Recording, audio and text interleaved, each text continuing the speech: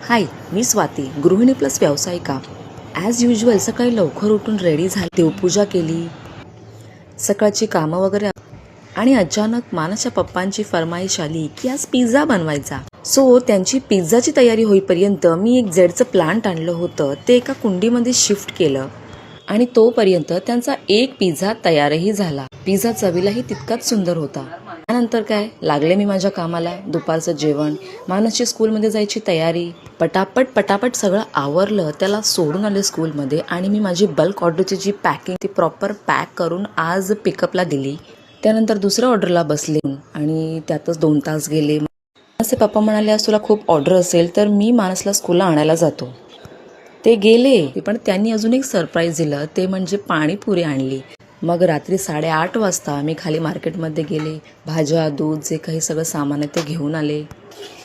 So भेटूयात next व्लॉगमध्ये. Bye.